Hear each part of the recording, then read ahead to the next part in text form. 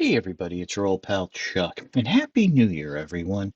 Thank you so much for making 2023 a great year for me, especially the last month of December.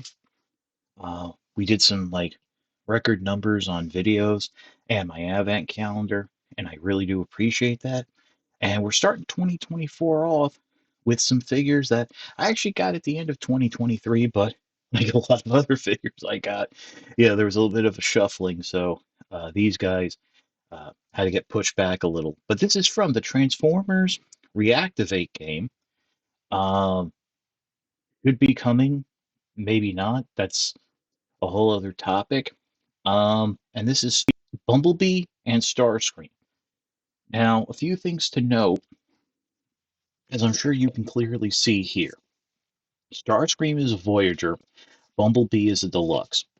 The listings, the photos and the listings on Hasbro Pulse, Amazon, actually showed Starscream and Bumblebee being the same size. And what had happened was that for whatever reason, I don't know if it was a malice intent or not, I think it was just an issue with the editing. Bumblebee was stretched out. Same thing happened in the Optimus Prime and Soundwave set. Soundwave got stretched out. But as you can see, there is a definite difference in size between the two figures. Now, the other thing that took me a little bit to get this review out and going is I guess these are meant to be under the Gamer Edition Studio Series line because both figures, but especially Bumblebee, are a little complex in the transformation and have some steps that are, I would say, are fiddly and make it a little hard to enjoy what's going on. That's not to say they're bad figures. It's just coming off of United, the Earthspark figures and what have you, and even some of the Studio Series 86 figures.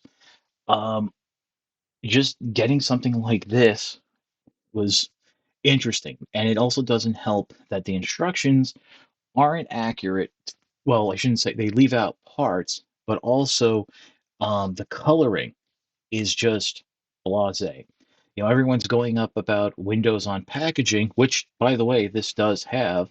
I'd actually like to see some colored, some real colored instructions, or maybe just straight black and white with clearer pictures and some text, maybe a booklet. It's just, yeah, it's not fun to deal with. So, yeah, that's about it for the intro. We will pause, and I think we'll take a look at Starscream first. Okay, now full disclosure, between Starscream and Bumblebee, I find Starscream a little bit easier to transform. Taking a look at the jet mode, you might see some black sections here and underneath. This is supposed to represent damage. From what I understand, in the world of Reactivate, a third-party alien species has invaded Earth and attacked Autobots and Decepticons. That's the other point of these sets, is that the Autobots and Decepticons are now working together. So Starscream has had to be repaired and cobble itself together from various parts that frankly don't match up. Now, one thing I did notice, especially looking here at this back section and this front section here, this strikes me, I'm getting a couple different vibes. Number one, this reminds me a lot of how Armada Starscream looked. I'm also, from the coloring of the nose cone and the wings and just the general shape of the jet, I'm kind of also getting vibes of Blitzwing from Bumblebee, uh, the movie, which, if you remember that figure, was originally going to be Starscream, but then for storyline purposes, it was changed. So I kind of dig that, but I'm really mostly just getting that Armada vibe from it. Looking underneath, obviously there's robot kibble, but looking at the weapons, these are kind of interesting. These are asymmetrical, um, not your traditional null rays. And as we'll see in robot mode, they actually, when they peg into the arms, they actually kind of like fuse with them. So I think that's kind of cool. And this does actually draw from the modern interpretations of Starscream, where the null rays peg into are a little smaller and peg into the forearms instead of the bicep. So, okay, to get into the transformation, um, the first thing you would want to do is fold these wings out. And in doing so, that's going to pop up that back section. That's okay. But really, the first what you want to do then is come underneath, and that by the way is just for handling, just to make your life easier. You want to unpeg what'll be the arms from the inside of the wings, and this can actually be a little tricky because, as you can see, the hole is a hexagonal shape, yeah, or sexta, I don't know, but it's that odd shape, and it's going into that tab. So it's basically they use these now so they can have tabs going into holes instead of slots. And if you don't have the arms lined up, it can be a little finicky, and you can end up unlocking things like the legs or this back section. Speaking of the legs, just go ahead now and you want to lift them up and bring them up just like so. They kind of tab in to a section here, but they also sit on top of the uh, wing section. And really, when you start moving the legs, this is what you're going to end up doing is you start moving these thrusters here. Now, this is probably the trickiest part of the transformation going to vehicle mode is that, and this is why I was going to actually split the reviews to cover this more. These kind of have to like peg in, and the easiest way to do it is just slide them around until they do. But once you start moving the legs, these are going to come undone. And keep in mind, you're pegging these down before you peg down the rest of the back section. Speaking of which, at this point, if it hasn't already, which it probably has, go ahead, lift up that back section and lift up this section here. And you just want to like angle it all up, get it out of the way so you can work around it. At this point, fold these fins back and flip the foot out, bring it down. It will tab into place over that thruster section, and just stick your finger in and flip out the heel. Uh, Now, believe it or not, there is actually that thruster section is two parts. We're going to worry about that at the end because just from handling it, you are going to knock it back into place. So, and to be honest, it's not even shown in the instructions. So I'm not really sure what it's there for, but flip the front of the leg down and flip out the heel. And it is a little tricky to get. There's supposed to be like a little notch here to help like grab it. And,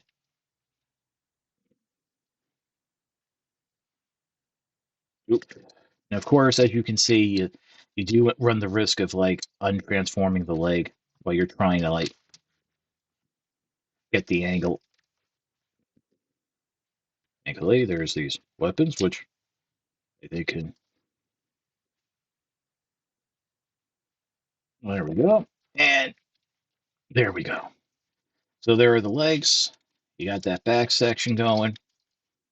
So the next part is you're going to come up to here, and the first thing you want to do is flip up these, what will be some shoulder pieces and chest pieces. The thrusters giving you that classic look, and then fold in these side uh, fins just like that. And there's a natural stop that they'll slide into. Next, bring the arms up, snap them into place, rotate the forearm forward, do it again on this side, and you can adjust the shoulder pads. I do enjoy the asymmetrical look, but I am curious to see how this would look in a normal color scheme. Now coming around dealing with the back. The first thing you want to do is actually angle these thrusters. Um, you want to fold this back panel up like this and bring these thrusters down just to give you some clearance to rotate the wings forward. And now what we're going to do is collapse everything up. There's a slot right there, blue tab right there. That'll just go in just like that. And then you can straighten out these tabs and they're going to come around, and there's some tabs right there going into slots on the wings that we can do. And if you want, give it a little angle there, Angle there. Just, that's a decorative choice if you so desire. Um, at this point, I think you can fold out the hands. I mean, that's usually when I'm going into vehicle mode, one of the first things I do. So just like, oh, come on. There you go. So finally, to finish off the transformation, you want to fold down the nose cone. Make sure you fold it on both hinges so it sits. It will fold flush. That way, it'll fit into the chest, just like that. Open up this panel. Now, take a look at how Starscream's head is positioned. You want it leaning forward like that. It's again something that the instructions don't really show. So rotate it up, rotate it around, and now there's a tab here. It's like there's like a little hook section that's gonna go over that metal bar. So you got to lift the head up a little just to slide it over, and it will friction into place. Now, with that being done, I think it's safe to come around to the back here and flip out these thrusters. They just angle out ever so slightly. I don't know if that's a balance thing. I don't know if it's decorative, but if you're grabbing the figure from the legs, more often than not, you're going to knock them back in. Peg the weapons into the forearms. And like I said, you see how they just slot in like they're part of the forearm? It's actually kind of cool. And there you have Starscream in its robot mode. Now, I do find it interesting, by the way, that Autobots and Decepticons are working together. That means Starscream too. So you got to figure this is a bad situation if, of all people, Starscream is willing to work together with Megatron and the Decepticons, but also the Autobots. Um, like I've shown you, the wings, you can get a little space there. You can have it just straight up against the back if you so desire. I mean, there is some play there. It's up to you, decorative and all. Taking a look at the head, um, a very stern look on Starscream's face. Again, something we're not used to seeing, and I'm not sure if you can see those blue eyes that the character that has, but they're really sunken in there. I mean, this is really a Starscream that I would say has maybe matured, has seen some things, and really is more concerned about his survival or its survival as opposed to the survival of other characters. Universal joints at the shoulders, 90-degree bend at the elbow, universal joint at the hip. You do have those hip panels that can move to help with the articulation. Waist swivel, 90-degree bend at the knee. Just be careful with, the thruster. Um, as you saw, it was right there. I pushed it in, but come back out. Ankle pivot, foot articulation. It's funny, when I first got this out of the packaging, I was having a hard time getting Starscream to stand, but I think now it works a little bit better. Nothing at the wrist. We saw what the wings can do, and of course, you have a very expressive, well, I wouldn't say very, but a slightly expressive ball jointed head. Like, it can tilt this way, but not really so much that way. But yeah, um, very nice figure. Some people have said they'd like to see what this will look like in more classic colors, or are we going to get this remolded, excuse me, repainted into the other Seekers? Who knows? Um, but yeah, well, we're done with Starscream. Let's take a look at Bumblebee. Okay, so Bumblebee, I would say, is the more difficult of the two figures to transform in this set. It might be because its smaller size makes it moving panels a little more finicky. For me, the two biggest issues are, number one, in vehicle mode here, um, there's actually a tab on the forearm that is supposed to slot into a space on this folding bar here that connects the wheels. That's not really shown in the instructions. And now you don't need to do that to actually finish the vehicle mode. And in fact, it might be a little more easier and less time consuming to just transform the figure without worrying about it. But it is finicky because you kind of have to brace the arm and line it up, but also there's no clear way to line up the forearms. So you end up having to play around with it, which then can knock other stuff out of the way, like the doors here and a little bit, possibly even the legs a little. Other than that, this is a nice little buggy mode. Again, you do have that black. Number one, that's good for the striping of Bumblebee, but you don't have that bright yellow. You have a little bit more of that golden gold bug color. But this is a Bumblebee that has seen some things.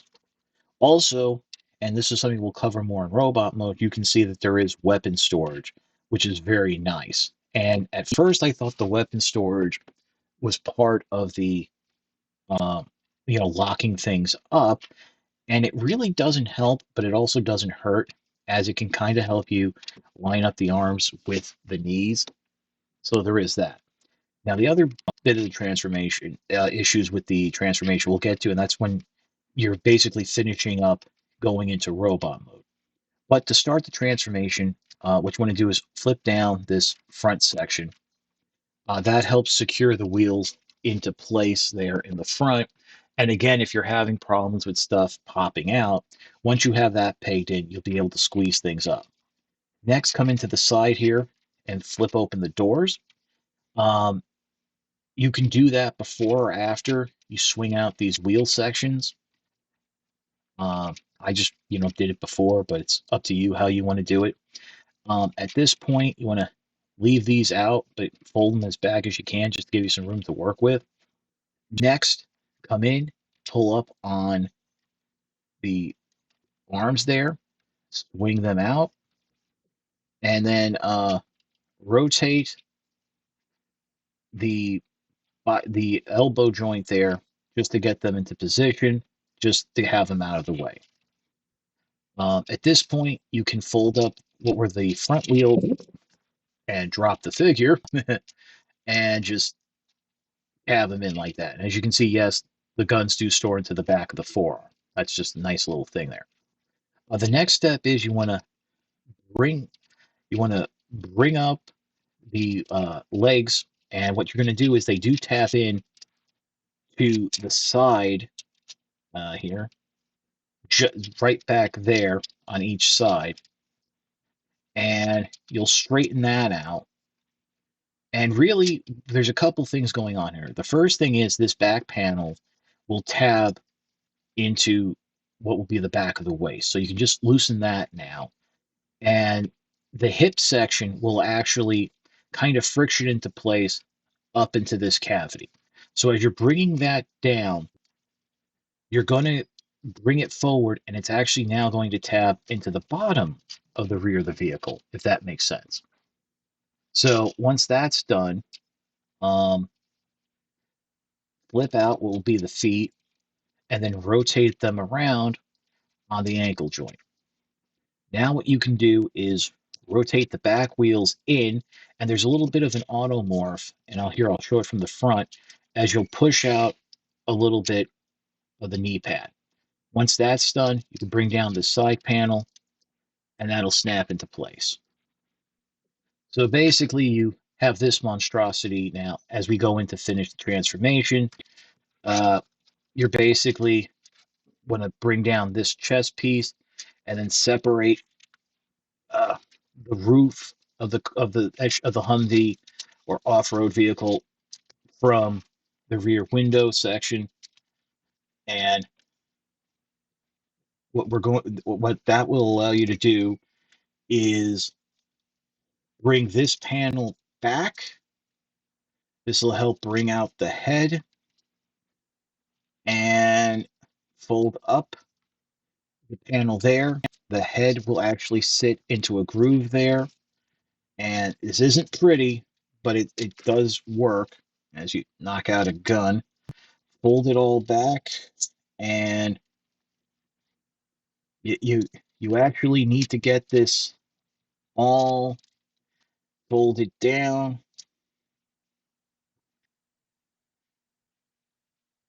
And ugh,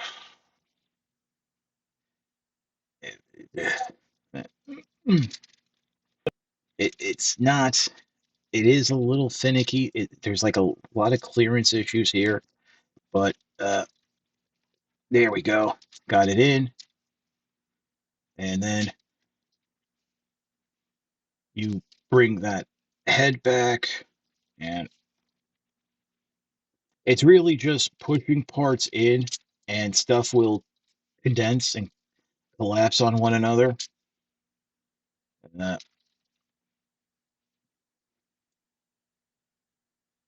you have that there, and I think, yeah, that has to, and then this will just fold up into the chest like that. I think I got it.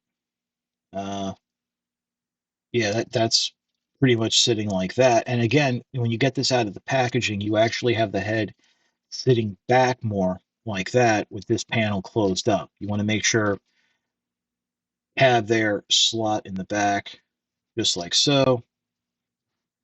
And well, the one gun fell out. There's a couple things you can do with the guns. Number one, there's a thin tab. It can actually peg into the shoulder right there.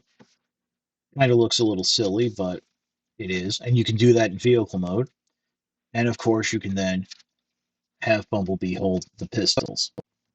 Oh, and make sure you bring up the shoulder pads just so they look well. But here you have Bumblebee in its robot mode.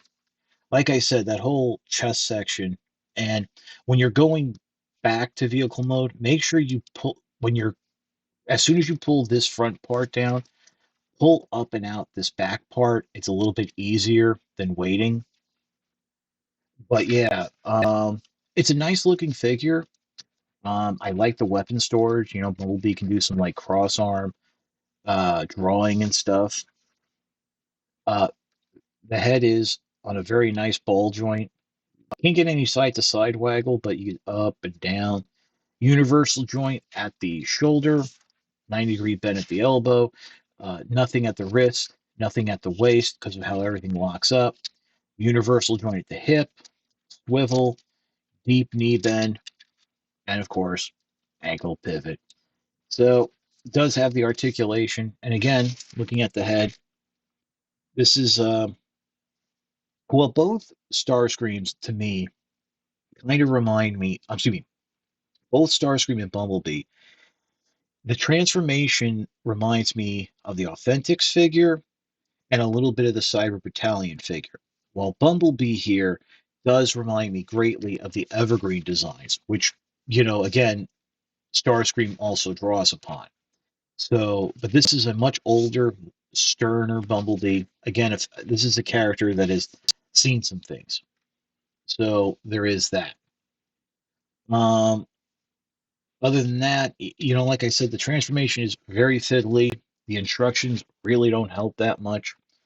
Uh, Between the two, I do enjoy Starscream a little bit more just because of the fiddliness of the transformation.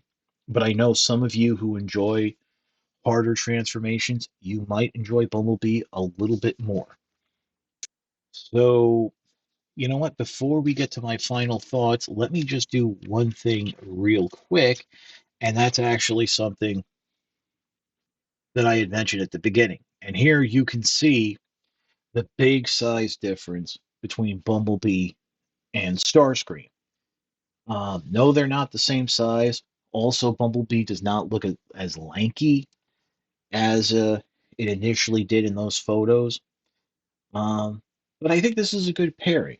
I figure if there's a Decepticon that would work with Bumblebee, it would be Starscream, and if Bumblebee was to work with a Decepticon, it would be Starscream. So it's yeah, I think that made sense. I mean, both of these guys seem to fill the same role on in their factions, uh, so they would naturally come together. Other than that, that's really about it. So how about we pause and we will come back with my final thoughts. So, looking at this set as a whole, I can see where some people might blink at the $60 plus price point, as unlike previous two packs, you're not really getting much of a discount. Now, in terms of parts count and tactile feel, both figures feel very good in the hand, and there is a lot going on. Like I said, this feels like a studio series level figure in terms of the transformation and overall quality.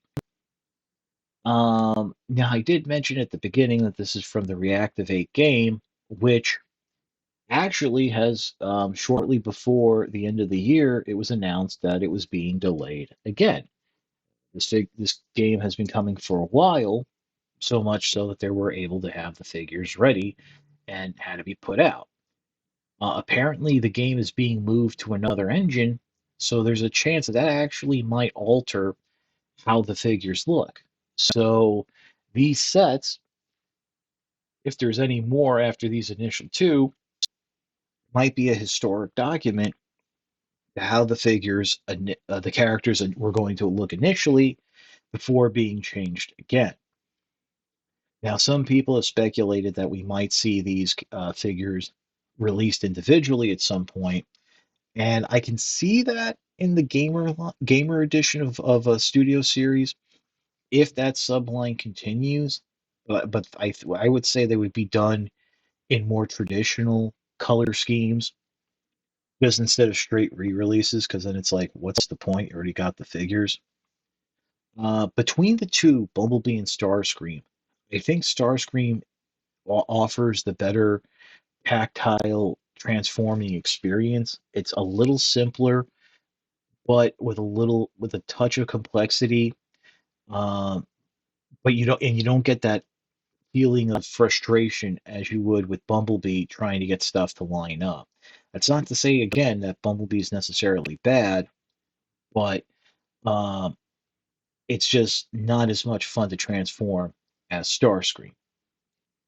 Now, as far as I know, these are I think these are going to be online exclusives, or maybe exclusive also will show up in brick and mortar retail at GameStop, which I think they were in Canada. These were available right before Christmas off of Hasbro Pulse, which we kind of had an idea that was going to happen because at a live stream they did mention that they were going to try to get these figures out before the holidays. So you can get them there. Amazon does have them available for pre-order, but that expected ship date is not until February. And for some reason, my gut just tells me that's not going to change drastically anytime soon. So if you want these now, I would say Hasbro Pulse is the way to go. I think I might have heard Big Bad has them now too. Also, Command Store has them, but you would be paying about $10 more over the initial price. So, but then, and I did check between taxes and shipping. Um, it's really no difference in price between them and Hasbro Pulse. I think Hasbro Pulse is a couple dollars cheaper. Um, so there is that. But that's about it for the review.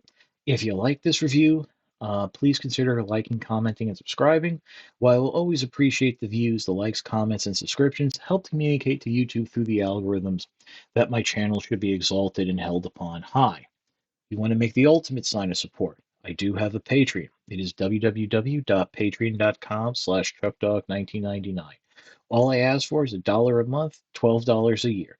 No thrills, no tears, no special rewards. All you're doing is helping me help you to help me help you bring figures like this to you, as well as keeping up the infrastructure of the channel.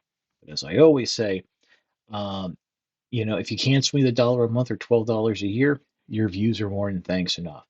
And in the post-holiday season, if you've got a little extra Christmas money hanging around, there's worse ways you can spend it.